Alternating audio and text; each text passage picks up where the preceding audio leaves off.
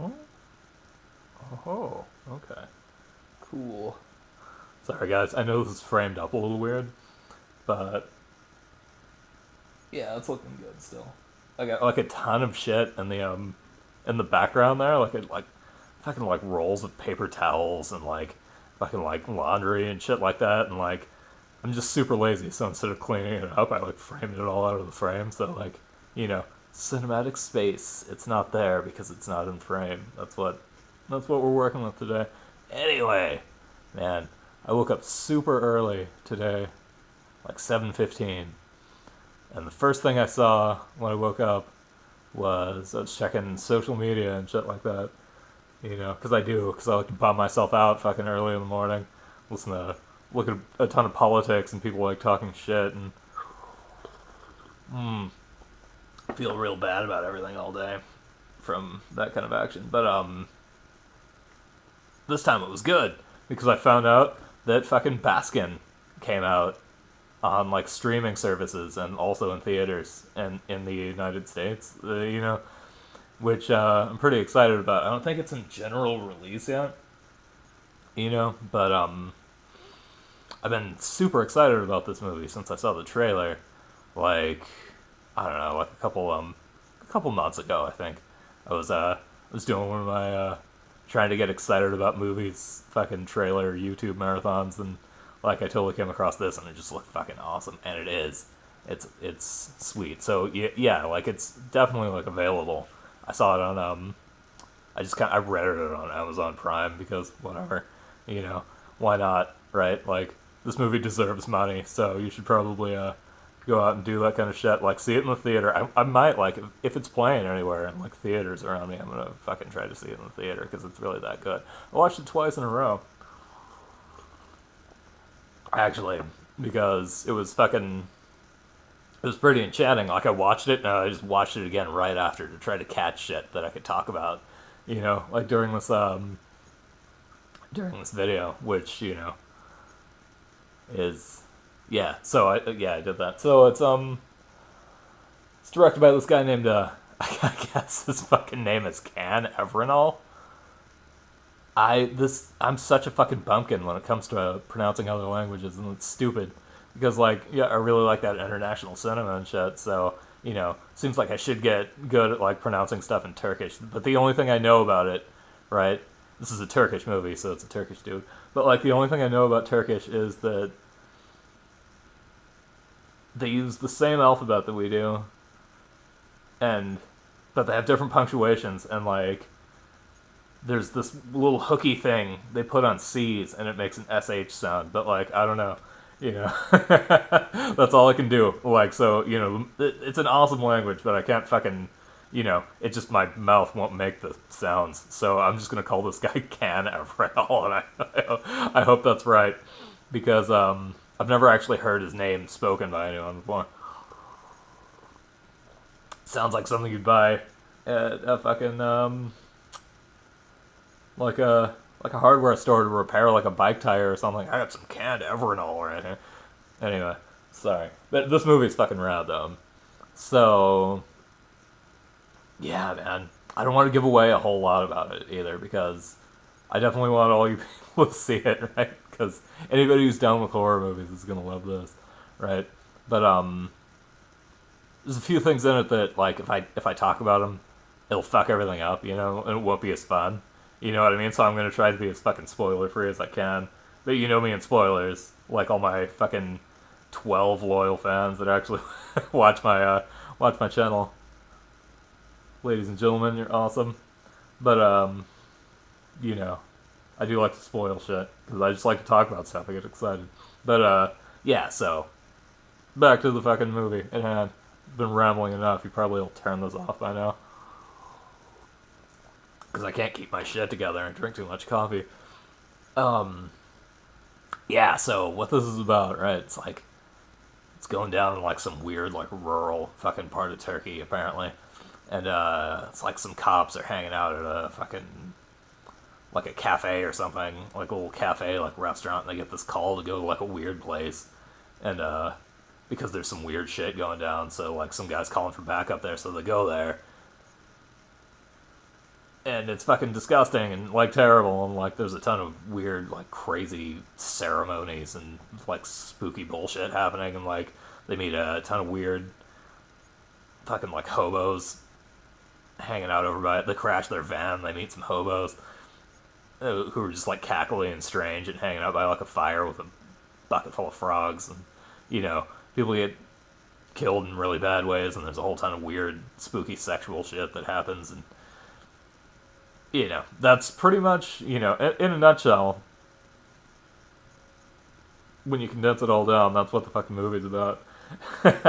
Right? That's what happens within the movie, and that in itself is fucking, it's good enough, right? Like the if you just do like a surface reading of this movie, it's still awesome. It's still like real gross and violent and spooky and awesome, right? But like if you start kind of looking into it a little bit,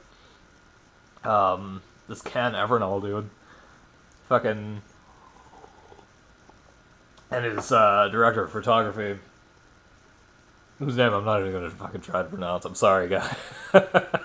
If by some crazy chance you're watching this, you're awesome, but I'm not even gonna try to make fun of that, man. There's too many vowels.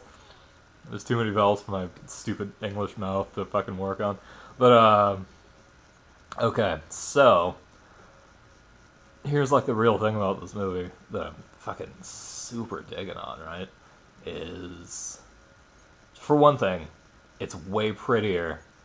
It's like one of those horror movies that's way like prettier to look at than the subject matter like warrants. You know what I mean? Because it's super grotesque and shit, but like the way the movie's working, it's awesome. Like it looks like fucking great. Like the way they do things with color and the way they frame things and the way they do things with like directional light and fucking around with that kind of stuff. It's all awesome.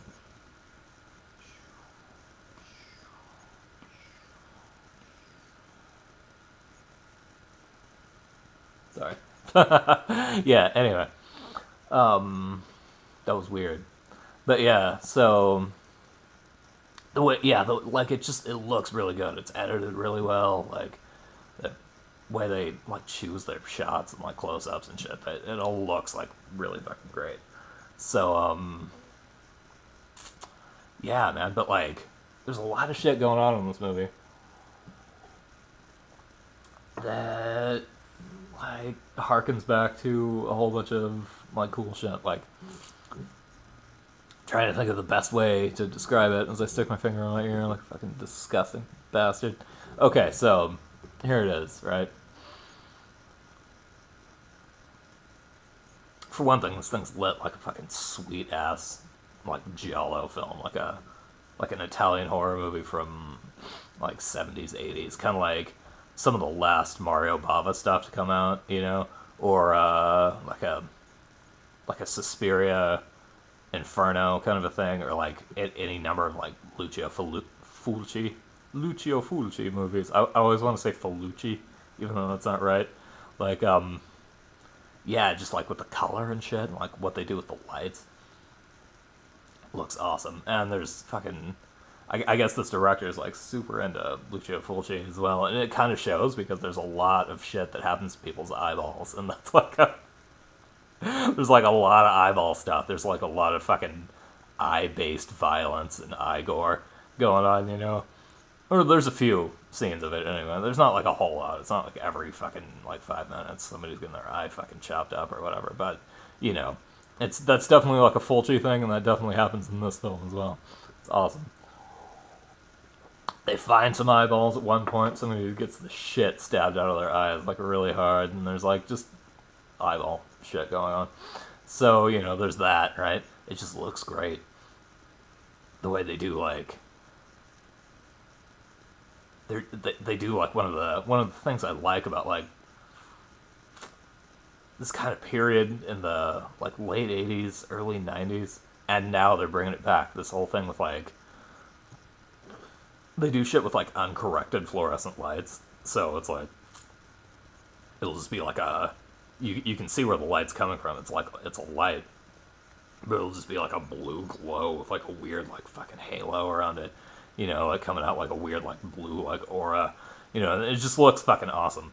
And in this movie it makes sense too, because like what they do with color theory going on in this motherfucker is it's pretty sweet. It's like it's not subtle, which is cool. It's easy to pick up on, and if you see this movie with your friends and they haven't seen this video, and they don't know anything about film, you can point out all the color theory shit to them and fucking probably bore the hell out of them, or maybe impress them. Who knows, right? But like, yeah, like they do some stuff with like blue and red, and it's just like directional blue and red light like hitting various like parts of the scene, and like blue represents like some shit.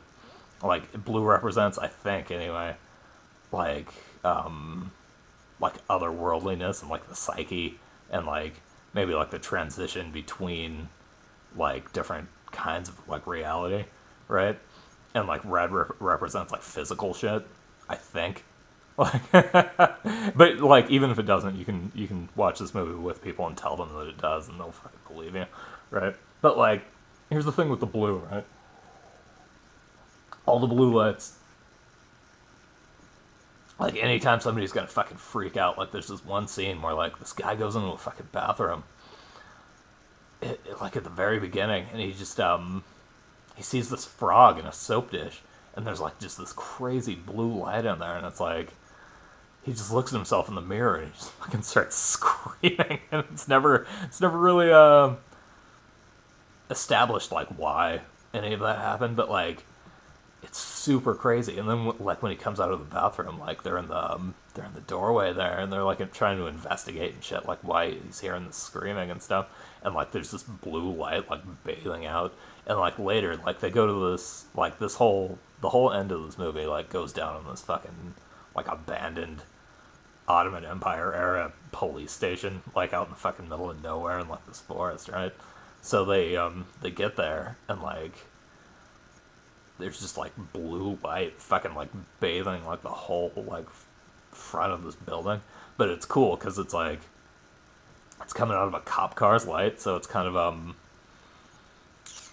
it's like kind of motivated, but it's just like amplified on this fucking thing like crazy. And it's definitely it's illuminating like the door of the place the most, so it's kind of like we're like doing shit with like portals and stuff. And there's also shit with water they do, and like blue and water are like two kind of like similar things, with that whole like deal. Like they crash their police van into like a thing, like it's like water and like blue and water kind of hook up together like metally, like they do this cool like reflection shot where the fucking like the police van's like reflecting itself into the water, and like so there's like a weird like mirror image of the guy falls into the water and comes back out. It's awesome. And like red represents like physical shit, like reality, I think, right? And like danger and violence, of course, right? Because you do that with that's just a part of a cinematic language, baby. And that's a part of color theory. You just throw some red light on something, it's some bad shit's gonna go down. Right? But yeah, like this whole movie is just awesome. It's spooky all the way through, and like there's this whole thing with like doors, like the guy it starts on a flashback from when the main character was like a little kid and shit, and like he has this weird fucking thing that kind of verges on the poltergeisty. Like he wakes up in the middle of the night. This is the first scene, so I'm not really fucking further on anything. But he wakes up in the middle of the night.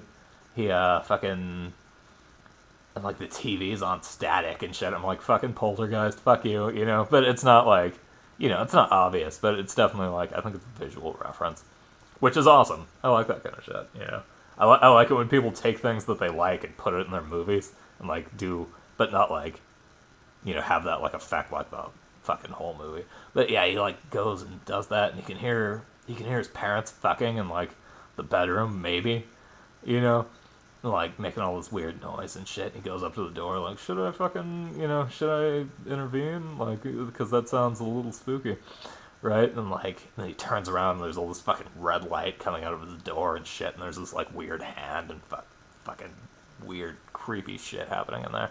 So awesome. That's spooky as hell. And then later on, in the spookiest scene in the movie, this is not like a very gory scene, right? But it's spooky as shit because like he's just like in this cafe telling like another one of the cops like about like his dead friend and shit like that, and like he's telling this whole like weird story and like I guess like that flashback was from later the night when his friend died. Like he had a dream about it like his friend because they were talking about like okay whoever dies first is gonna come back, you know, and like manifest themselves to the other guy, right? In like a not scary way, you know. But they end up freaking themselves out, and it's like a big fucking wigged out deal, you know. But like then that happens like later, and he's telling the story to the guy, and then like the dude's like looking around in the fucking in the cafe they're in, and he starts fucking saying a bunch of weird shit. He's like, look around and notice that we're the only guys in here, you know, and like the guy's like looking around, and it starts to feel like one of those fucking dreams where I don't know if you guys get this, but it's like, oh man, like it's like one of those fucking nasty ass nightmares where everything starts out super normal, right? And then it just kind of gradually gets spooky and spooky and spooky until, and like pretty much like in the middle of it, you're like, oh shit, time to wake up, you know, but you can't. You know what I mean? Because like the dream's not fucking over yet, so like you know spooky shit's gonna happen, and like it fucking does, right? Because like in the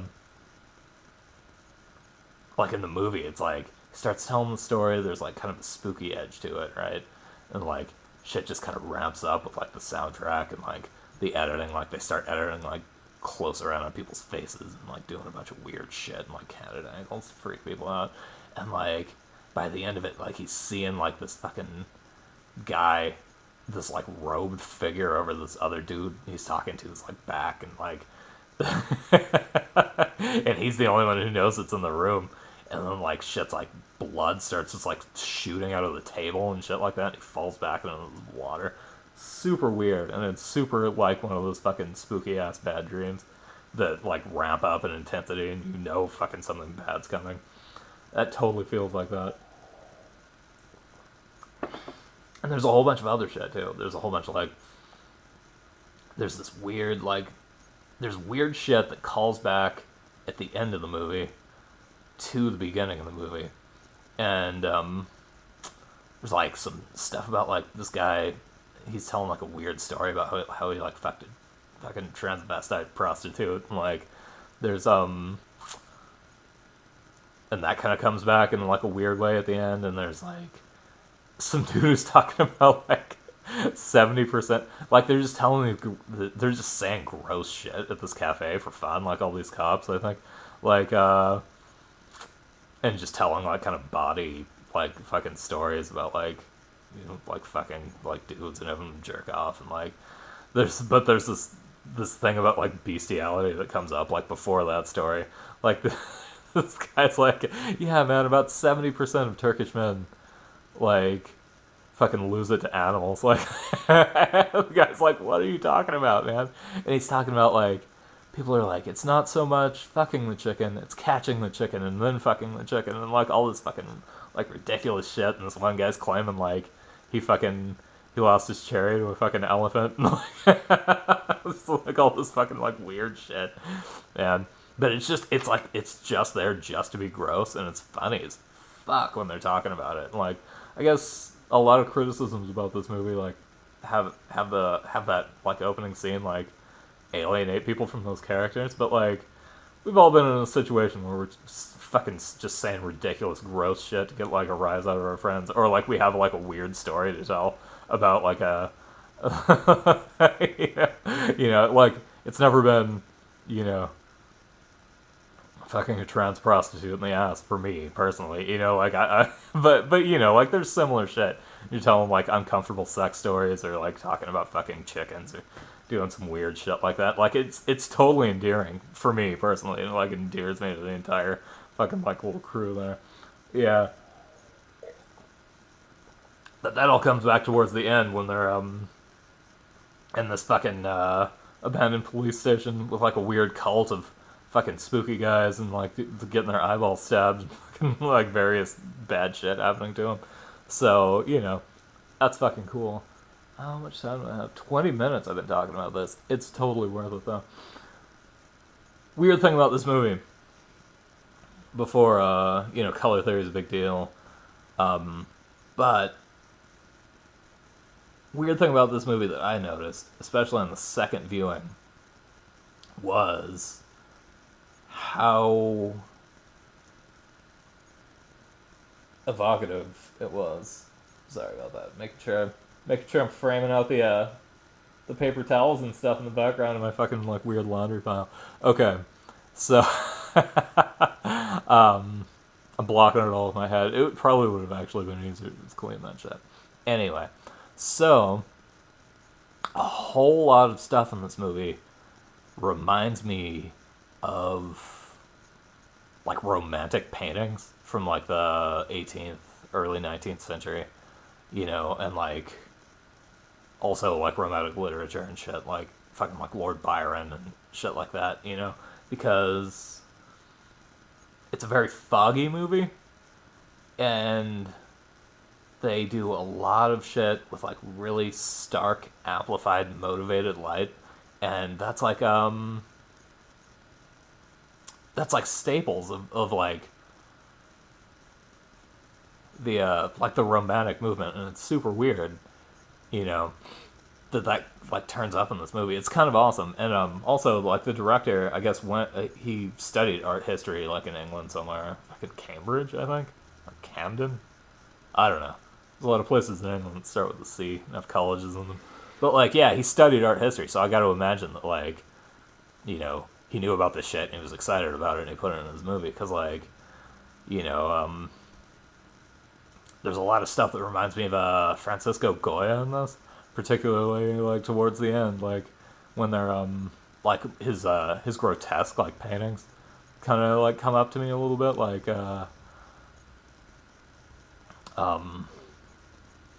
I don't know, when they go in this police station, it's just like a whole bunch of fucking like gross naked people like fucking each other and like piles of gore and like eating like gross like stuff off the floor and like cackling and twitching around and fucking like you know, like, and it's and like worshiping like at weird like altars and shit with like candles on them and stuff like that, and like wearing like weird like robes and like coming out of like shadows like all twisted up and fucking like strange, like obscured by like various shit. And it totally reminds me of whenever Goya depicts like witches, or that one picture of I think Kronos eating his sons or whatever. Is it Kronos or Jupiter? Is it Kronos, I think. But yeah, like you get the picture. It's like a whole lot of the shit is like fucking like, especially towards the end, is like full on Goya. And also there's a scene towards the beginning where a guy has a headache and he's fucking hiding his head on this like this weird little stove they're using to heat up like coffee or whatever. I don't know what they're called. It's a Turkish thing. It's like a specific kind of a thing. But he's like hiding his head, you know, and like fucking the way he looks is he looks like the guy with his head down on the pillar and what is it? The Sleep of Reason brings forth monsters, or whatever. He's like doing like that same pose, you know. And there's all this like shit about like frogs in this movie, and like that kind of comes up in Goya a little bit, you know. And it's super foggy, and like that's one of the things about like romantic painting and literature is like you walk through like a mist or whatever, and it's kind of like a portal to like the psyche, you know, or like physically other worlds and shit like that. And that's where like weird stuff happens. Like, I don't know, it happens a lot in like, you know, some Lord Byron shit and fucking